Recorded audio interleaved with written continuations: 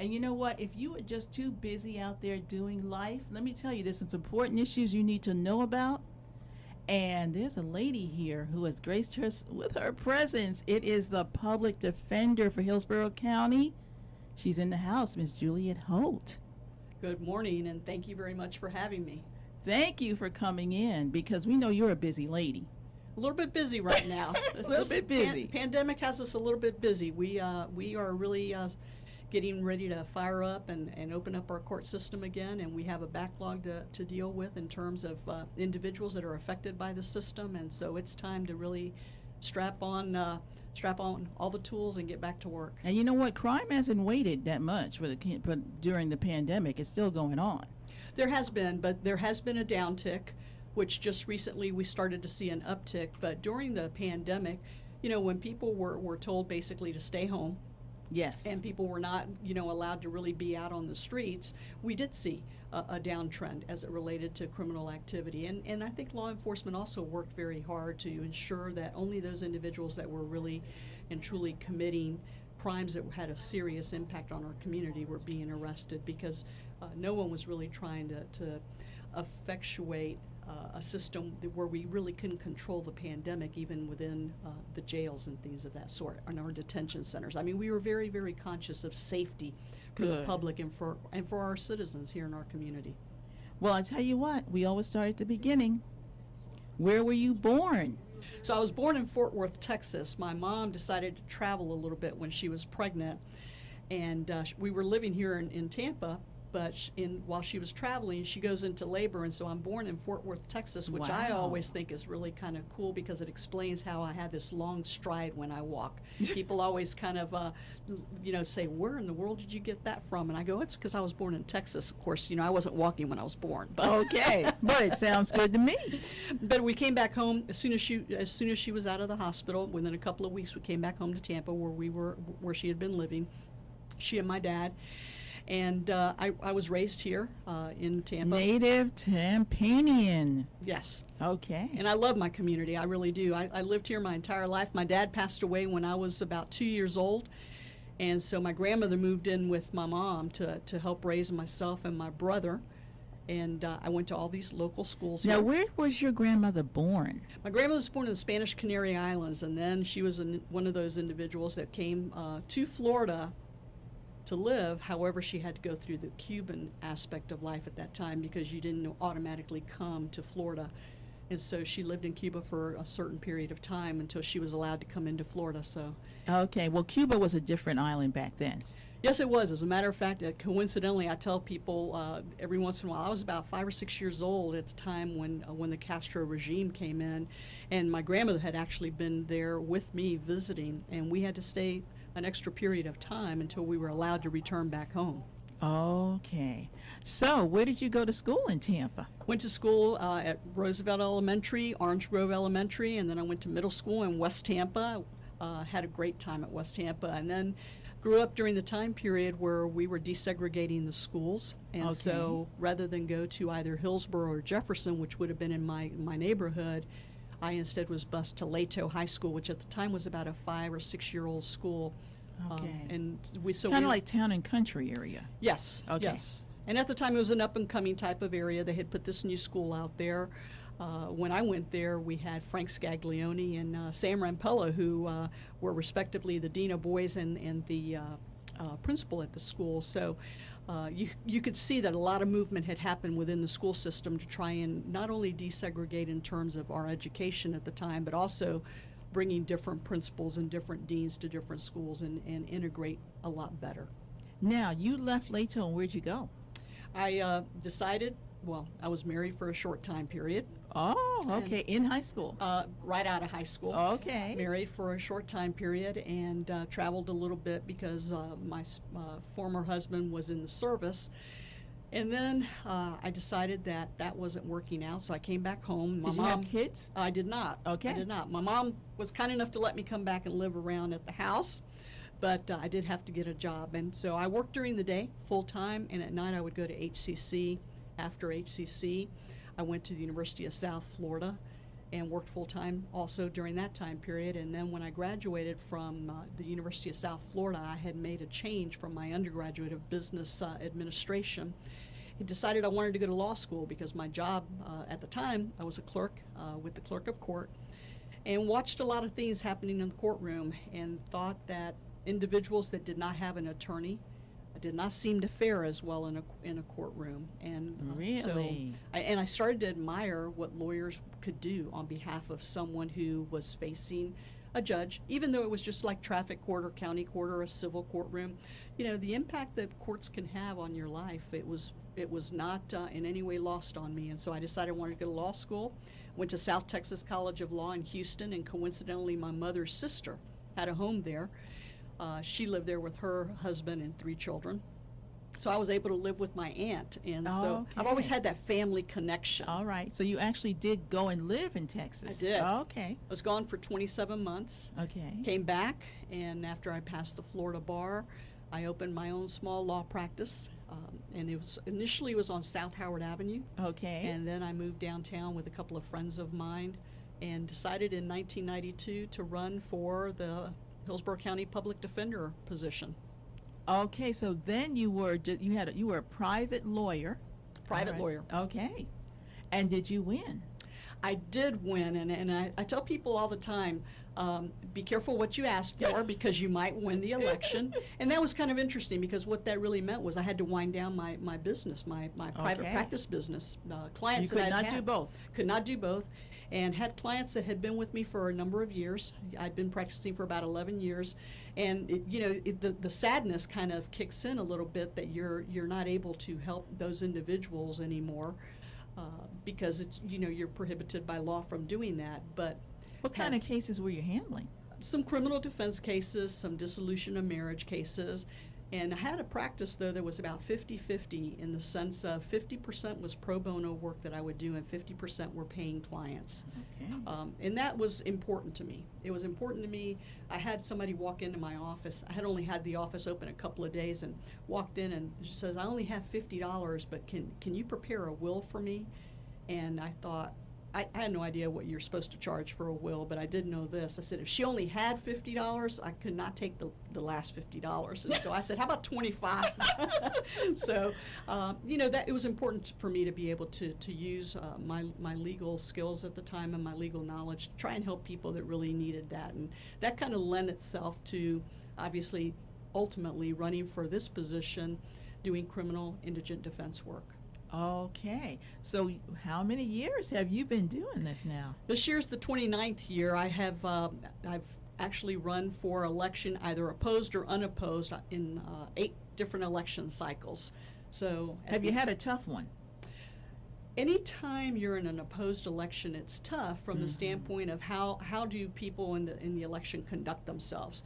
Is it something that everyone is being civil towards each other, or is it something where you have some attack mechanisms that are going, or something of that sort? So I like positive elections where people have ideas and thought processes. I think the negative aspects of elections have a tendency to turn off, especially here in Hillsborough County, I think have a tendency to turn off the electorate. And I always think it's important to get more people engaged in the election process as opposed to pushing people away because of the negativity. So I always say to someone, if they're looking for my support, I say I'm very interested, but I want to know what type of election you think you're going to run. What type of campaign are you going to run? Do you have ideas? Do you have a platform? Do you have plans? Do you have ideas that are different from the other individuals, or is this going to be something about just being negative towards each other? Because for me, that's just not a preference. Now, when you run, do you run with a party affiliation? I do. I have run as a Democrat the entire 8 times that I've run. I've been an affiliate of that particular party since I was old enough to register. And no flip-flopping for you. No flip-flopping. And it was kind of pretty simple because I'm a fiscal conservative individual. Okay. I know that my budget comes from the taxpayers' dollars, and I know how hard we all work for our money, and so we should use tax dollars wisely. But I do have social issues that I believe that are restorative in nature and have been since I first ran. Restorative justice is a new terminology, but it was something that I thought about long and hard. What was it that I wanted to offer to this particular office when I ran that might be different than what was being. Now, what does restorative justice mean to you? Yeah, restorative justice to me recognizes that you take each individual just as that, as an individual, and you find out what are the challenges that this particular individual has had, what has brought them into this particular system, recognizing that you have to have a punishment factor. How can we, however, rehabilitate this particular individual, yet make the community whole for whatever harm was caused? So it's a holistic approach towards the practice of law, and it's a holistic approach towards engaging the community and the offender in a way that everyone can come out of this understanding each other better, understanding the system better, and being made a whole person through the process. Now, what is your duties as a public defender? How much can you really do?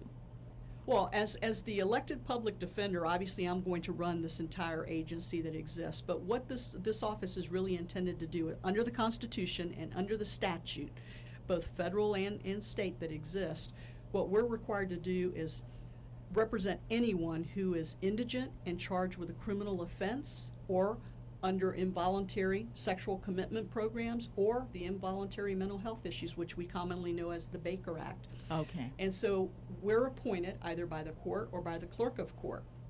And our jobs are constitutionally and statutorily created for us.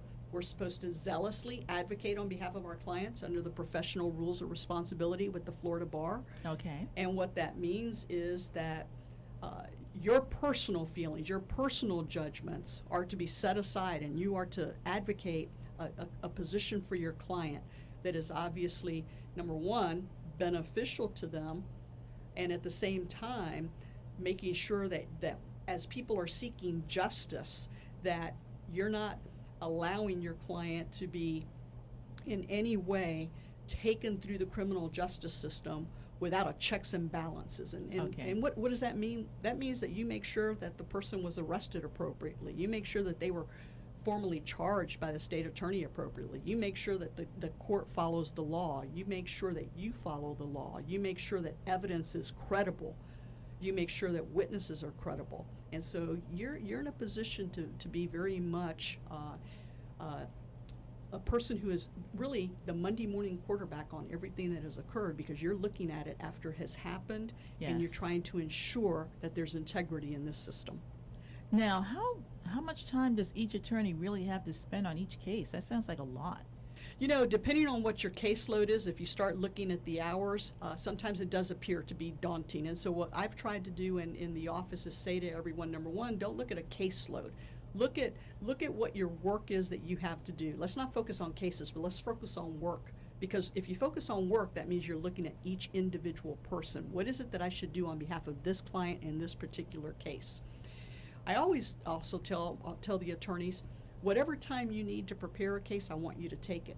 Let's deal with our clients in a way that each of them is getting individualized attention. Now, sometimes you'll watch some of these courts and you'll say, wow, what just happened? Things went so fast. Over the 20 some odd years that I've been in office, we've done a good job of slowing down a lot of the courtrooms and a lot of the system issues that I think existed at the time. And I tell everybody, it shouldn't be about time, it should be about the person. And it's challenging right now because we have some high caseloads right now, but I remind everybody, each case is a person, and you're affecting everyone's life. And it's not just our client. You know, it affects everyone that's involved in that case. That's true. There's a family there. Well, believe it or not, our first section is already gone. So we got so much to talk about with our public defender for Hillsborough County. Thank you. Juliette Holt. For Hillsborough County.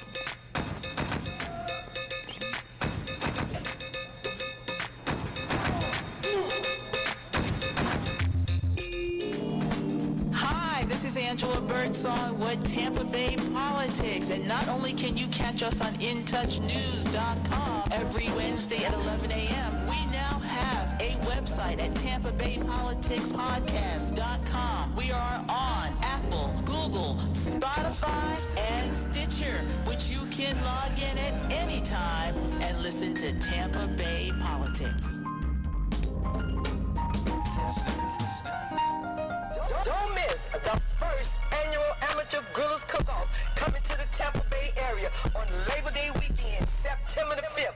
Hosted by the Dr. K.C. Patel High School, located at 10721 Rollison Ranch Road, right here in Tampa, from 11 a.m. to 5 p.m.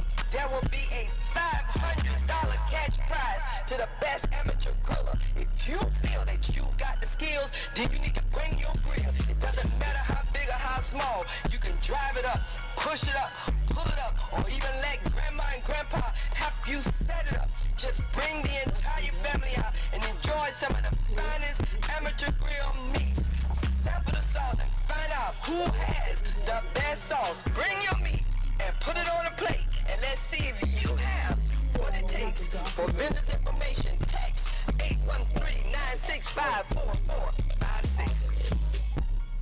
When it comes to reality radio, everyone is a star. Shining star for you to see what your life can truly be. On your smooth soul and R&B station. On the World Wide Web. In Touch Radio.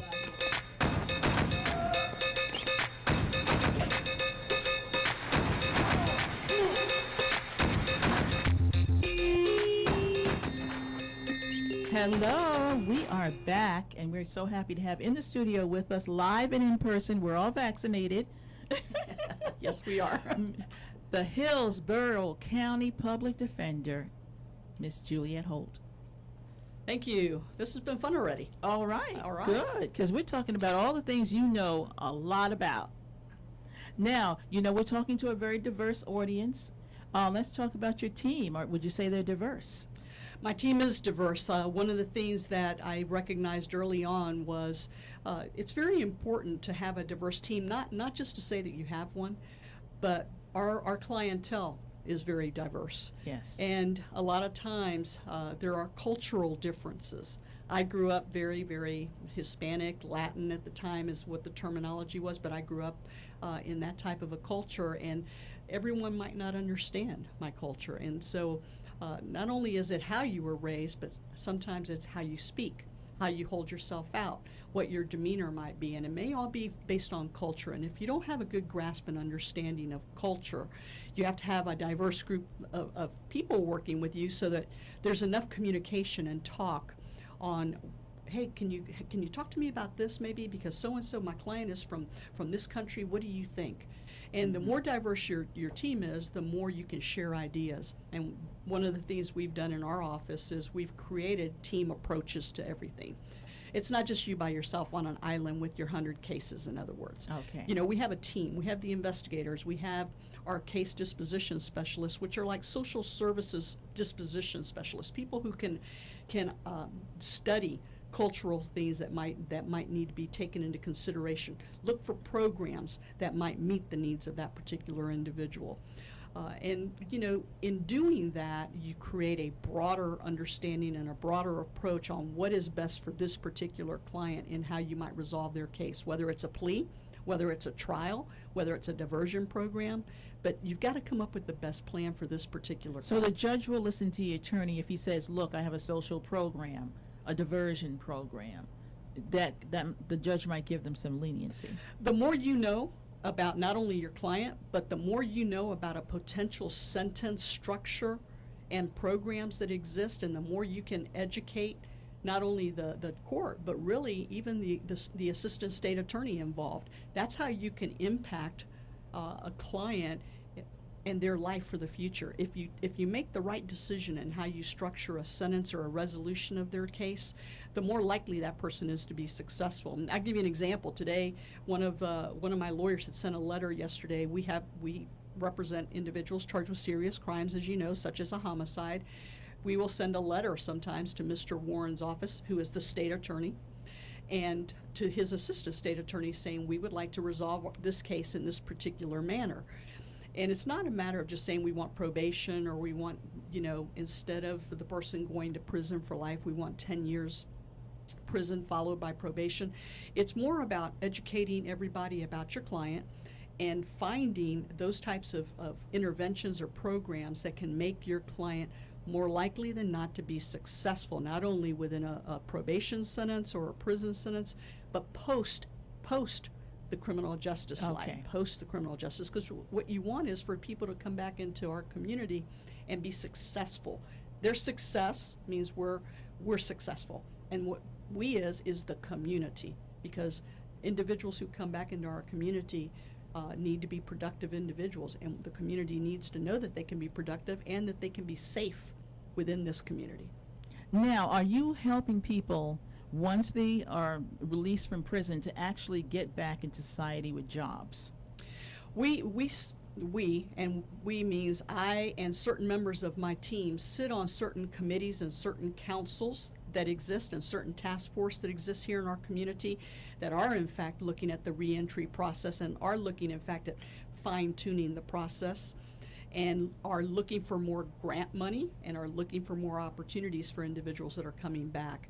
I'm always pleased that I live here in Hillsborough County because we have some very strong stakeholders here.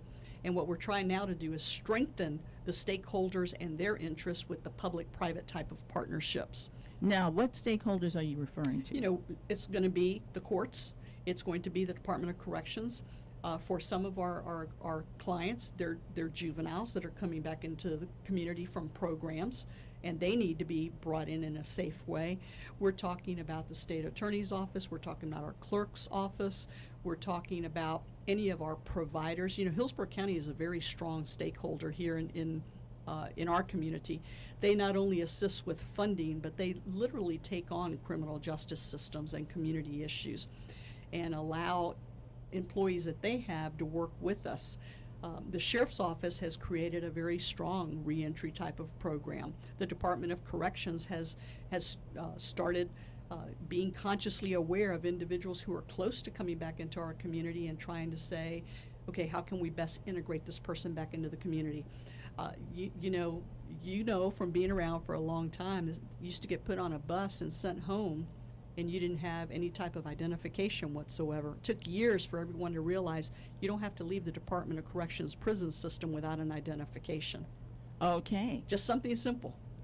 And do you have any kind of work programs that they can go right into? We work with A. Brown Ministries. Okay. More often than not, that is the go-to place where we go to, where we. I was wondering if you had some private intervention there that you're working with. So we work primarily with A. Brown Ministries. Okay. And then we also have now a network that is existing here in Hillsborough County, where we are also working with them to do some reentry work. But it usually does start with either A. Brown Ministries, who we know can marry up our clients with particular job opportunities. Okay.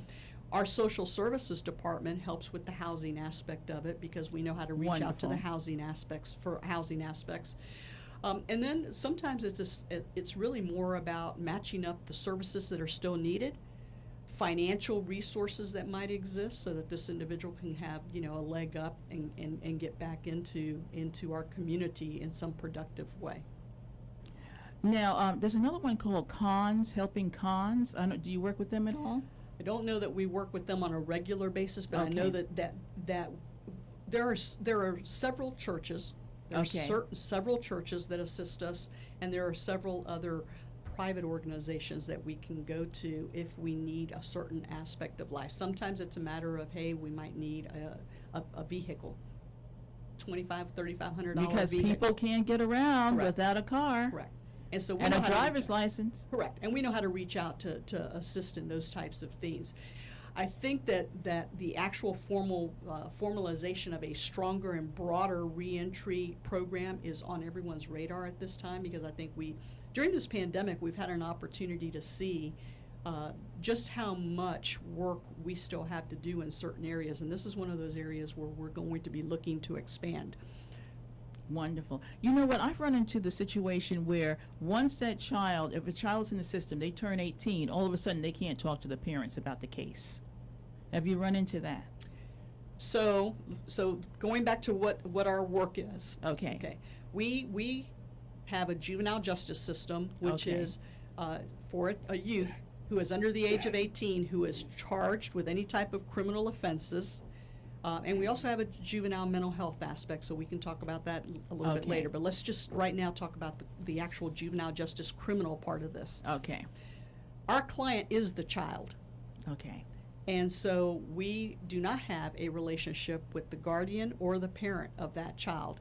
And our communications are with the child. That is the attorney-client privilege. There is no parent-child privilege in the state of Florida. And so therefore, when we're talking with our client, if we were to have a parent sitting in those conversations, that conversation would not be privileged.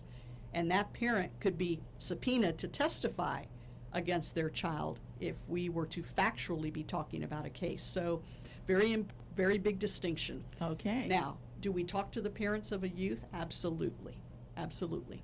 But let's for a moment say if the parent wants the child to go and plead guilty to the charges, and we talk to the child, and the child says, I'm not guilty, and we're looking at the evidence, and we're looking at the witnesses, and we tend to agree with the youth that they did Okay. not commit this offense. The fact that the parent wants the child to plead guilty is not a factor for us to take into consideration. I see. Because our client is the child. Gotcha. Now, if the you were saying to me that if the parent is visible around and they seem to have a support system, that could affect the outcome of the case. Is that? So in my experience, and I've been practicing law now since 1981, in my experience, what I always find is if you're in a situation where a judge a judge or a jury has found someone to be guilty of the particular crime, and now they're trying to sentence this particular, Okay. whether it's a child or whether it's an adult. I think judges look to see what type of support system is around this person. And I think it's true of the Department of Juvenile Justice and the Department of Corrections. They look to see what type of support system exists for this particular child, to see, to what can we expect as a potential success of this person based on, and it doesn't just have to be family support. It could be friend support, it could be church support, it could be employment support, but is this a person who is going to have that type of a system around them so that the likelihood of success is good? It's what I call, when people talk about implicit bias, Yes. it's one of those things of, if you have someone in front of you that has 10 people saying, please give this person another chance, I promise you I'm going to do this for them, I'm going to do this with them, I'm going to make sure this, I'm going to give them a job, I'm going to make sure they go to school. If you have that versus someone is up there by themselves, standing there just by themselves, do I think that that's something that makes a difference? And I think that if you're really answering that question truthfully, the answer is yes, you are. You are looking at. Now, if there's a parent sitting home right now, their child was recently arrested, should they call you? Well, if their child has been recently arrested, the chances are their child and that parent has we've already probably spoken in some Okay. way, because children are taken to the Juvenile Assessment Center. Okay. And based on how many points they receive on this detention risk assessment instrument that they have, the likelihood of them being in detention for a certain period of time is pretty good. And we handle all the detention hearings unless a private lawyer has been hired by the family. And detention hearings happen within 24 hours of a child's arrest. Okay. So we are And very you're going to engaged. ascertain right away whether they have representation or not? That is correct. And I can tell you that 99.9% of the time, our office is representing the child at a detention center, and ultimately also during their case as it's processed through the system. What is the youngest you've actually seen a child arrested? So I consider an arrest to be in custody. Okay. And we have had children as young as 7 years of age in custody of law enforcement. The one thing I can tell you about Hillsborough County is phone calls are made pretty quickly when it's a 7-8-year-old child. To the parent? To the parent, but more importantly to the state attorney and to the public defender's office to see what we might be able to do to. Because this could be in the press. Well, it's not, what you want to do is you want to say, wait a minute, this is way too young to make this decision without outside eyes looking at it. And what outside eyes means is not what people usually think. We don't think about the press. What we really are thinking about is something happened that caused this situation. But now that we've all been able to step back, and now that we can all be a little bit less emotional about it, is there an alternative to what it is we were just getting ready to do here? And that's really where we're coming from. Do I wish we could do that with every single case? The answer is, of course, yes. But what I always say to everyone is you have to remember something. Taking a child into custody, taking a child and handcuffing them, taking a child and arresting them, taking a child and fingerprinting them, taking a child and keeping them in a detention center. Anyone who has any knowledge in the area of mental thought processes knows every single one of those things is a traumatic action that has occurred that will have a long-term impact on this child. Yes, they're never going to forget that. And so we really, as these vulnerable 7 and 8 year olds, and keep in mind also that a lot of times you may not know what the underlying issues are for the day. A lot of times people say, well, yes, they've been diagnosed with such and such, but they have meds. Well, what if they didn't take their meds for the last day or two? Maybe they ran out of their meds because they didn't have money to buy more meds. Well, hold that thought, because guess what? We were already to the end of another segment. All right.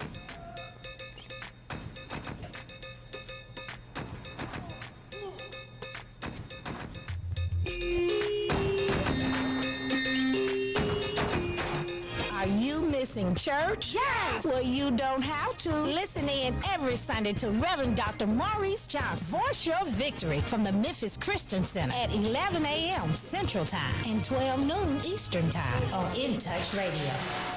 We're playing your favorite old school.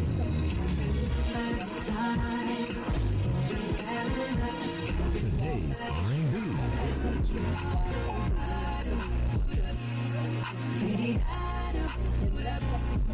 With a smooth touch of jazz.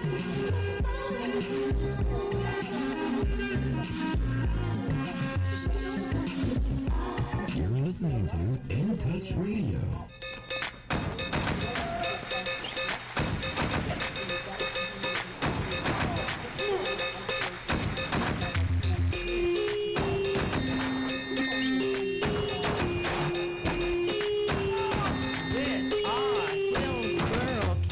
Public Defender Juliette Holt.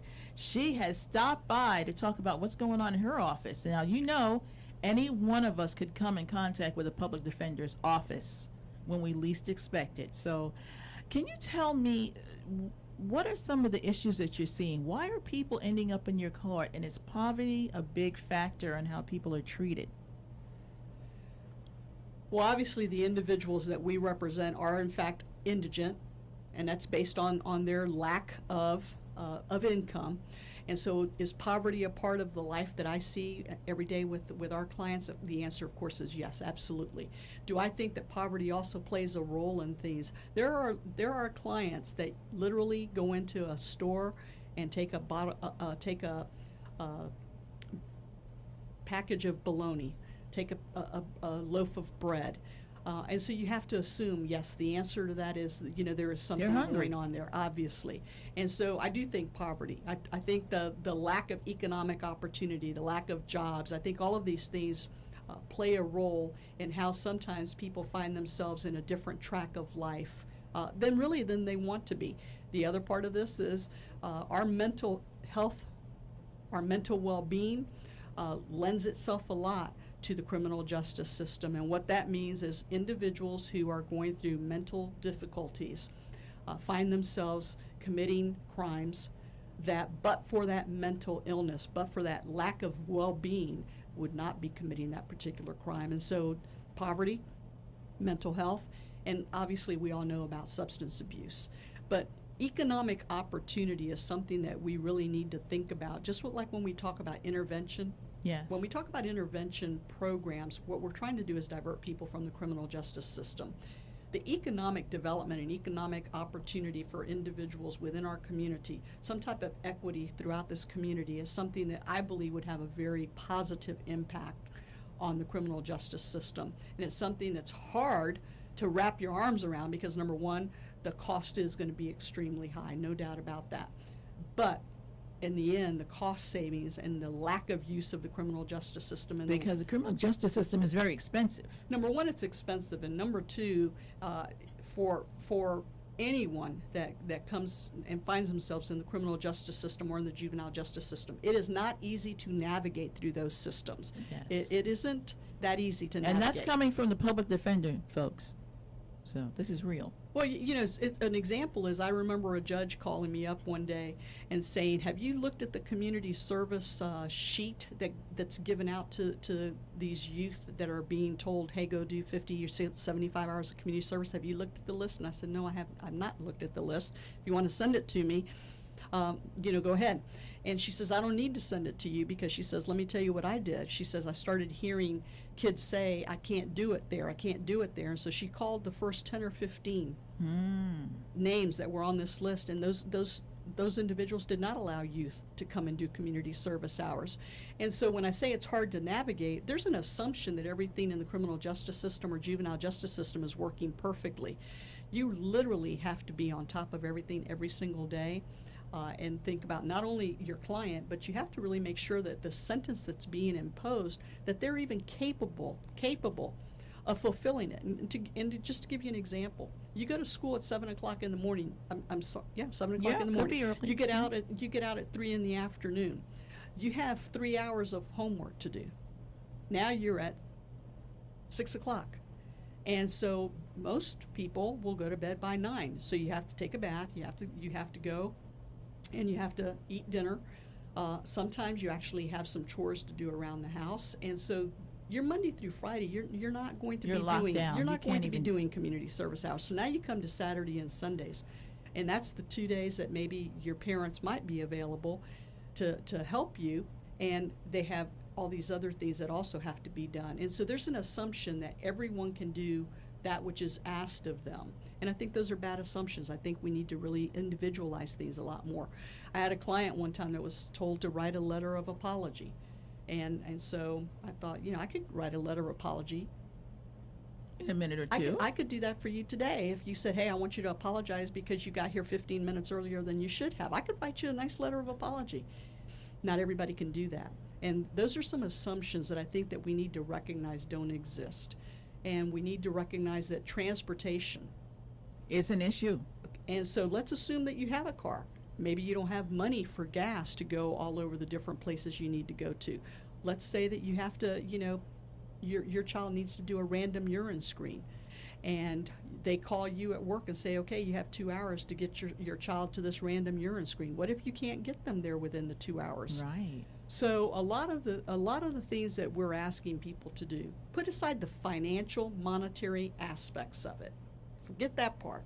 So those of us that are already indigent are Right. being asked to take money from the indigent pot into this criminal justice system. Again, I don't want people to think that I'm not consciously aware of the victims. I'm not consciously aware of obligations or holding people accountable. But you have to be realistic about these things. All right, let's talk about cash bail. Do you have an opinion on that? Okay, so here's what I would say to you about cash bail. That's such a popular topic right now, and it's something that everybody is kind of like throwing around. Mm-hmm. I want you one day to come and watch First Appearance Court, where we have a judge, we have an assistant public defender, an assistant state attorney, and we have our clients that are appearing. I want you to watch those proceedings, and I want you to then tell me who is really working towards bail reform. I'm going to throw that challenge out to you because I know you love challenges like that. And the reason why I say it is because if you are arrested today, Yes. and you go to court tomorrow, and your bond is $500, Yes. and the public defender's office asks the judge to reduce your bond to either an ROR, releasing you on your own recognizance, or reducing it to $100. Let's listen to what all the conversation is within that courtroom. Is the prosecutor opposing that in some way? So they can say They can oppose say it. no. They can say no. The standard bond is $500. So if we're going to talk about cash bail, if we're going to talk about bail reform, I think what we have to do is really self-reflect on ourselves and say, okay, what is our individual role that we're going to take in bail reform? Because the purpose of bail is public safety and to make sure that someone is going to show up in court, that a bondsman is going to be responsible for you showing up in court. if you're ROR'd, it means you yourself are responsible to making sure that you're in court. So you'll see arguments that say, well, I'd rather have the bondsman making sure that they're there than just the person themselves, because they failed to appear 3 years ago. They failed to appear for one of their court appearances. I see. So I'm not much into popular little just broad brushes. I'm into saying I am here to tell you that every single day of every single week, of every single month, of every single year, I have a lawyer in the courtroom that is asking for bond reductions, is asking for releases on recognizance, and is trying to convince people that this is the better way to go. And where does bail reform first start? It starts within our own house. Now, I think what people are concerned about, I think like the Vice President, Kamala Harris, who's against cash bail, is let's say you have two people and they are both innocent, but one has money, one doesn't. One languishes in jail, the other one doesn't. One loses their job because they're still in jail. So I think this is the problem. Okay, so let's take it a step back even further. Okay. So what you're saying is you're presumed innocent. Yes. You're presumed innocent under the law. Until proven guilty. Okay. Okay. If you were to take a poll today of the 1.4 million people that live in this community, they would tell you, oh, I believe in the presumption of innocence. I believe in it, right? Yes. That's what they'd say. Yes. But if you were to tell them that everybody who has been arrested for a crime, because they're presumed innocent, is not going to be held awaiting trial, I'll bet you the vote changes. Okay. I think that people will say public safety, and let's pick the worst of the worst. Okay. Let's pick the worst of the worst. Someone is charged with first-degree murder today. Well, their bond is definitely going to be higher, I would think. Well, the presumption is no bond for first-degree murder. So that's the presumption. Okay. Okay. So let's start with that. All But right. let's say that since you're presumed innocent, let's say, and this sounds kind of weird coming from the public defender, I know, but I just want you to have a real realistic way of the way things work. You're charged with first-degree murder. You're presumed innocent. No bond. No bond. It's as simple. No bond. And everyone thinks that that's a good thing. Now, you're charged with no valid driver's license. The bond is $250. If you have $250, yes, you're going to bond out. And if you're smart, you use cash if you have the $250, because you're going to get that back. Okay. If you don't have $250, but you can call a bondsman, you're going to pay that Okay. for the bondsman. All right. If you don't have $250, or you don't have the ability to convince a bondsman to bail you out, are you going to stay in jail? The answer is yes. So what people are talking about is the lack of money to do this. Yes. But this is really more of a public safety aspect, because if you're charged with armed robbery Yes. and you're presumed innocent, yes. does somebody want you released on your own recognizance? Probably not in that situation. Correct? So I think we have to be, that's why I say I'm not good about that broad paintbrush. Okay. Anybody would be against cash bail when you use that terminology. What we're really talking about is a judge should set a bond for an individual that individual can truly afford. Yes. That's what we're really talking about, because that is the disparity Especially if that it's a exists. nonviolent crime. Especially in a nonviolent crime. And so a lot of times people are saying, why do we detain people that are charged with misdemeanors? If you tell someone, do you really care if someone charged with a no valid driver's license is released right out of the box? The answer is probably going to say, no, go ahead. Right. Now, if they're charged with a DUI, you're going to say, well, is it their first one? And if it's their first one, you might say, okay, well, what if there was an accident? Well, I don't know. What Let if me somebody think. died? So there are so many parts moving Right. here that you have to be very careful about how you talk about it. But when I talk about bail reform here at home, what I talk about is I tell my lawyers to go into that courtroom and advocate on behalf of their client that which the client can afford. But I can't control what the other parties do in any Correct. fashion. So I always am encouraged when someone is really literally to not only say I believe in something, but follows through as it relates to that. Okay? Okay. It's very important to think about it. But you always think about public safety versus this bail reform, because if you really literally talk to clients, they'll tell you, if I could, I would bond out. If I could, I would. And so you have to have a bond that someone can literally afford. But at the same time, you're still going to balance it against what's that charge. right? Because Yes, public safety. I get, yeah. so really that's the realities of how it works. But I'd like for you to come watch the courtroom so Oh, you can I got see an it. invitation. That means You I can gotta do it go. via they don't do it via Zoom right now. So if they start doing that, I'll let you know. But come in person and we'll walk you over. Wow. Okay. We're coming back. This is going very fast. It is.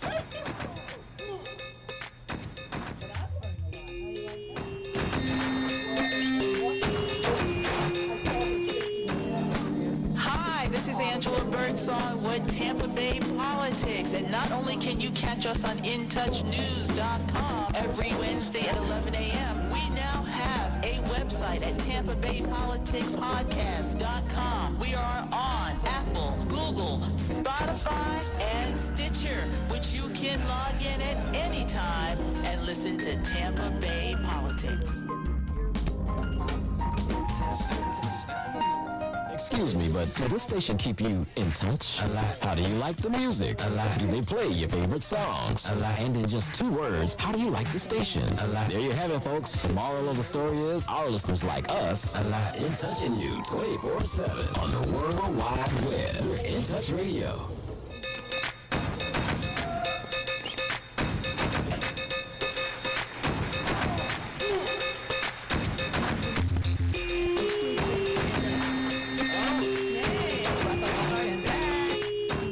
Our public defender for Hillsborough County, Florida, Miss Juliette Holt.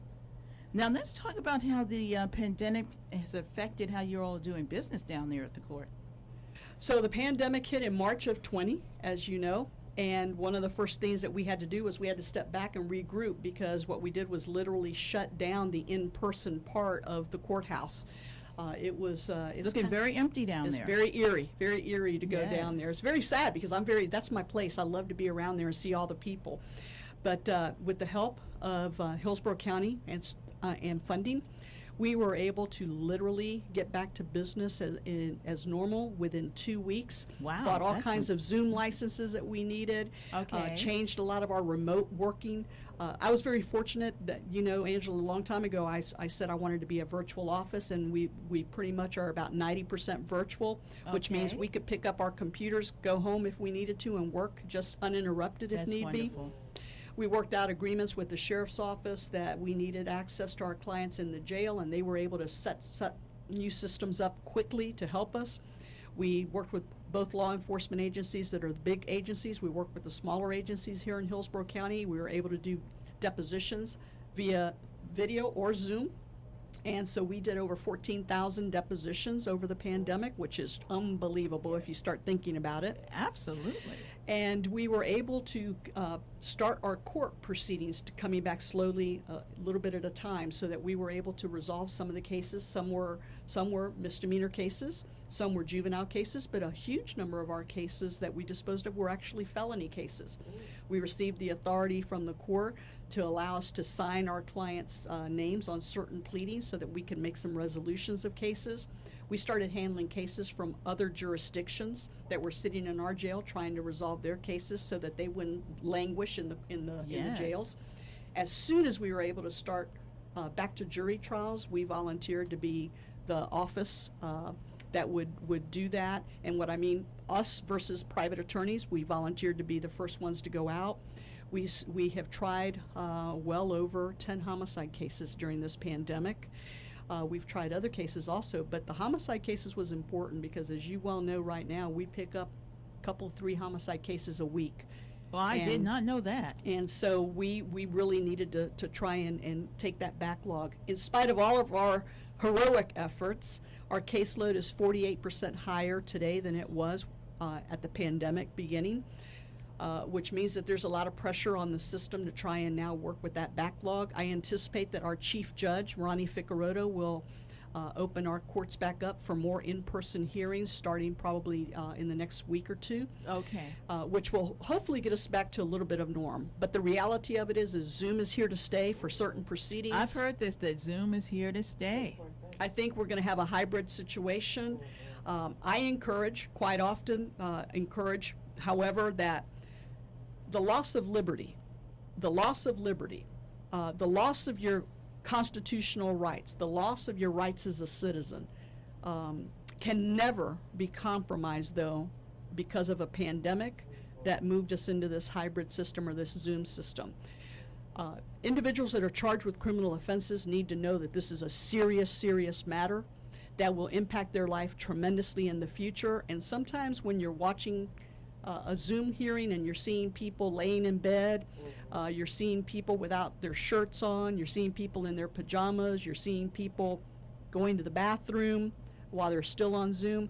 All of those things, I think, compromise the integrity of the system. And although I am a fan for efficiency and that we should use Zoom for ministerial matters, I believe anything of substance should be done in person, because anytime, and I say this to people all the time, anytime you give up the valuable rights that we have for convenience purposes, there's going to be a day that's going to be a reckoning day. And so I urge us all to be cautious. I understand that a lot of people have to be in multiple places at multiple times, but I also understand that the loss of liberty is too important for us to do via a computer. Well, this is one of the reasons why I'm so glad that you came to give us your perspective, because people don't understand how important it is how you appear before a judge. You know, and I'm not saying that everybody was perfect Right. when we were in person, but I can tell you that people acted differently in person than they do today. You would never pick up your cell phone in a courtroom and talk while a judge is talking to you. You just wouldn't do that. Right. You certainly wouldn't start rolling a joint in the courtroom. That probably wouldn't work out very well for No. you. And you certainly wouldn't be laying around in the courtroom. And in spite of whatever a judge is trying to say, here's the proper decorum, you're watching really the level of professionalism. In my opinion, it's decreasing, and I think that our criminal justice system is too important.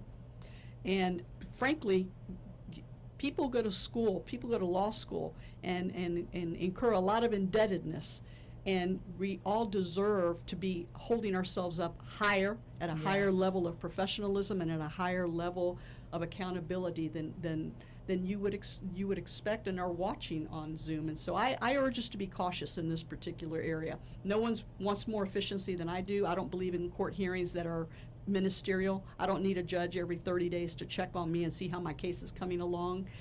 I don't need that. But what I do need is when I am in court, let's make it substantive, let's make it matter, let's make it important.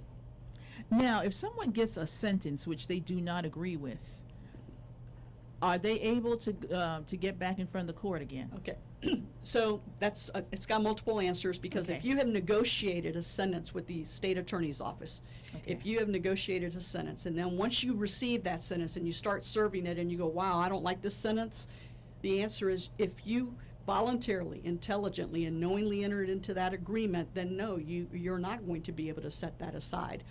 Now, if your lawyer misled you in some way, if you were misled, or let's say that new evidence comes to light. Oh, okay. So I pled guilty to possession of cocaine. I took 3 years probation. All of a sudden the lab test comes back and it wasn't cocaine. I'm going to be able to vacate that plea. I see. Now, if you plead open to a judge and you don't have an agreement and the judge sentences you in a fashion that you believe is either against the criminal punishment code guidelines, or you believe that the judge has in some way abused their discretion, of course you do. Or if the court maybe didn't have jurisdiction, you have a right to take an appeal on that aspect of life.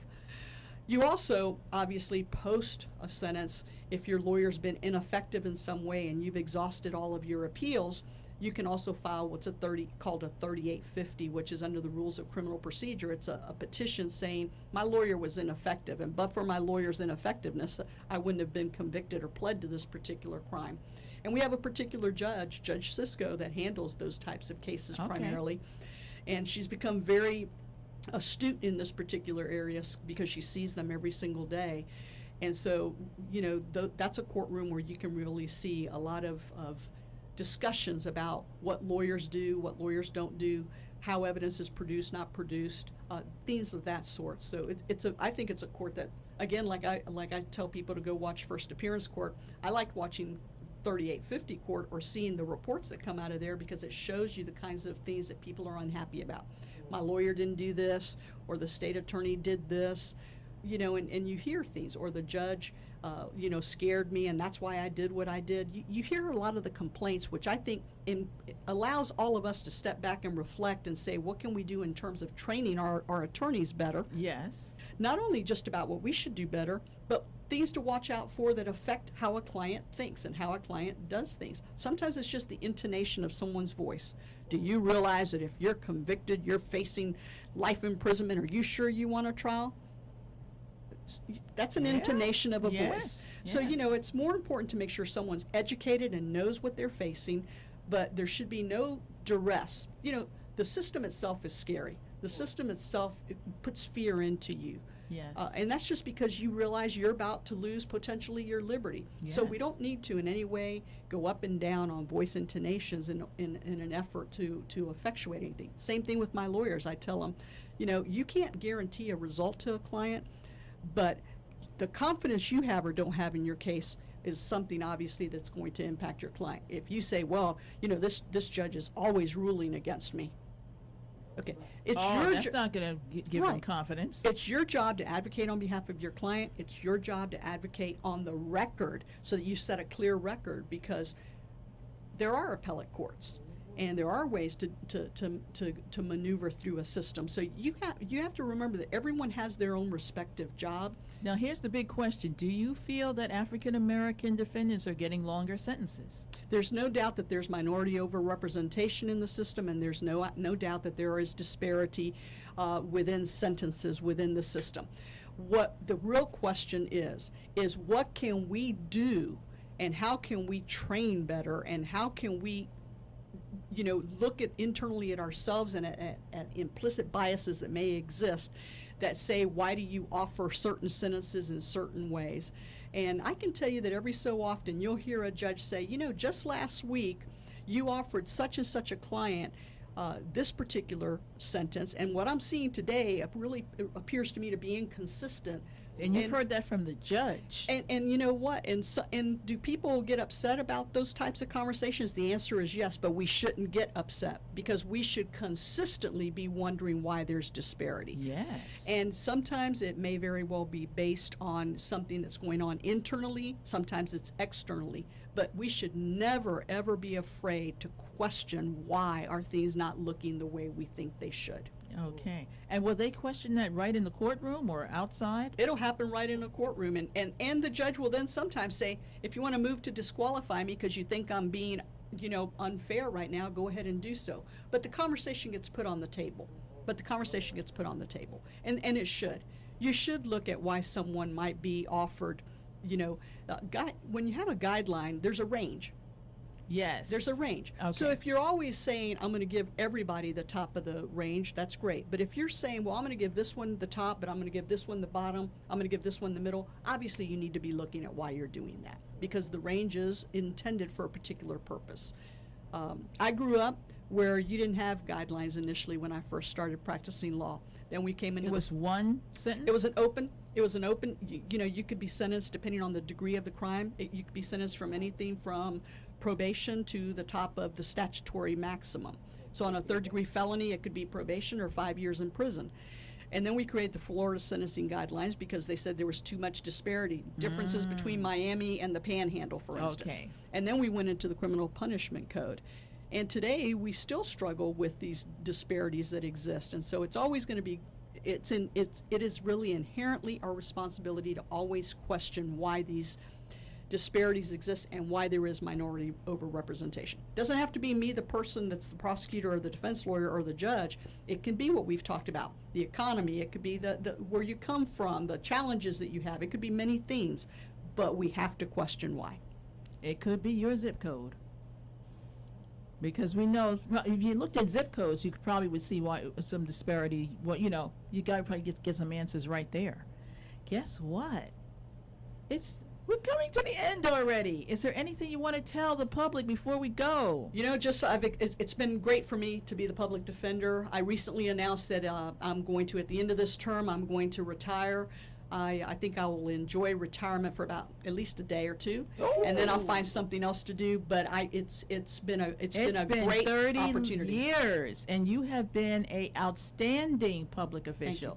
I only hear good things about Juliette Holt because we know you have the people at heart.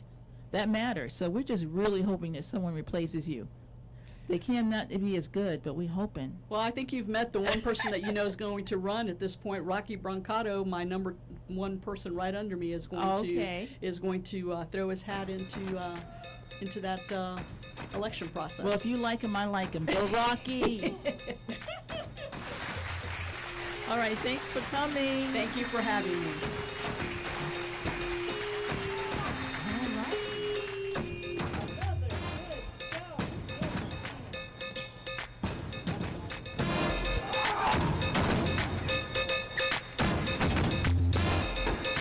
Well, it's I didn't want to